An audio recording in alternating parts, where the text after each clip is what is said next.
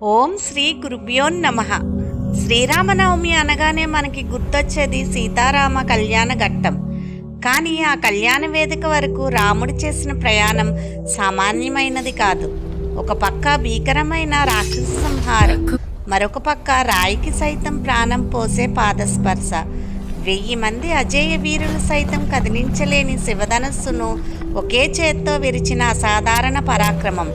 అసలు రాముడు మిథిలా నగరానికి ఎలా చేరుకున్నాడు? జానకి రాముల కళ్యాణ వేదికపై జరిగిన అద్భుతాలేంటి? లోక కళ్యాణానికి దారితీసిన అపూర్వ ఘట్టాన్ని ఇప్పుడు వీక్షిద్దాం. కథ ప్రారంభం మహాముని విశ్వామిత్రుని రాకతో మొదలవుతుంది. తన యాగాన్ని నాశనం చేస్తున్న మారీచ, సుబాహులను అడ్డుకోవడానికి దశరథుని అనుమతిని పొంది రామలక్ష్మణులను వెంట తీసుకుని వెళ్ళాడు విశ్వామిత్ర మహర్షి. ఆ ప్రయాణమే ఒక సాహసం. దారిలో భయంకరమైన తాటకిని సంహరించి దివ్యాస్త్రాలను పొందాడు రాముడు. యాగశాల వద్ద సుబాహుని అంతం చేసి మారీచుని సముద్రంలో పడవేసి విశ్వామిత్రుని సంకల్పాన్ని నెరవేర్చాడు దాశరథి. యాగం ముగిశాక వారు మిథిలా వైపు సాగారు. దారిలో గౌతమ మహర్షి ఆశ్రమం వద్ద ఒక రాయి, అది కేవలం రాయి కాదు, శాపగ్రస్తురాలైన అహల్య. రాముని పాదధూళి సోకగానే ఆ రాయికి ప్రాణం వచ్చింది. అహల్యకు శాప విమోచనం కలిగింది. అద్భుతాలకు ఇది ఆరంభం మాత్రమే. మిథిలకు చేరుకున్నాక వారికి కనిపించింది త్రయంబక ధనస్సు, పరమశివుడి విల్లు. 5000 మంది బలవంతులు పెట్టెను మోసుకుంటూ సభలోకి తెచ్చారంటే దాని బరువు ఊహించండి. ఎవరూ ఎక్కుపెట్టలేని ఆ ధనస్సును ఎవరు సంధిస్తారో వారికే నా కుమార్తె సీతను ఇచ్చి వివాహం చేస్తాను అని జనక మహారాజు చేసిన ప్రతిజ్ఞ ఆ సభలో ఉత్కంఠను రేపింది. విశ్వామిత్రుని కనుసైగతో రాముడు పులిలా లేచాడు.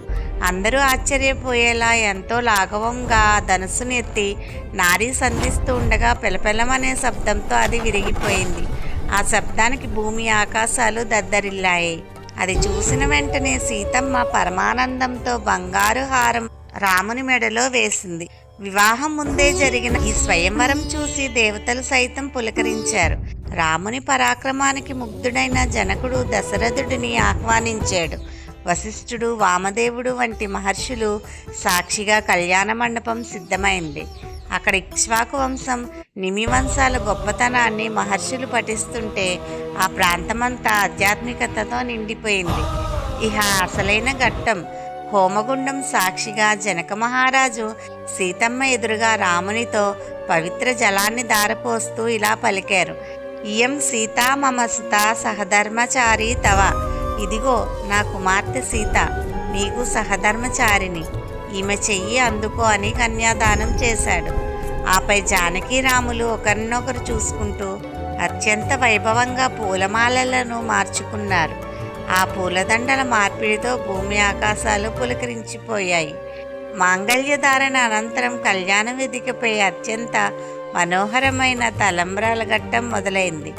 ఒకరిపై ఒకరు ముత్యాల తలంబ్రాలను పోసుకుంటున్న ఆ దృశ్యం దేవలోకాన్ని తలపించింది. సీతమ్మ దోసిని నిండా ముత్యాలను తీసుకుని రామునిపై పోస్తుంటే ఆ రామయ్య చిరునవ్వుతో జానకమ్మను చూస్తున్న ఆ ఘట్టం భక్తుల కళ్ళకు పండుగలా కనిపించింది. అక్కడ జరిగింది కేవలం రాముని కళ్యాణం మాత్రమే కాదు.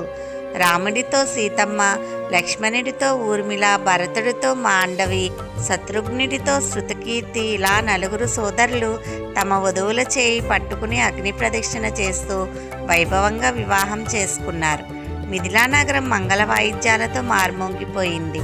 తర్వాత దశరథుడు తన కోడళ్లతో, కుమారులతో ఆనందంగా అయోధ్యకు ప్రయాణమయ్యాడు.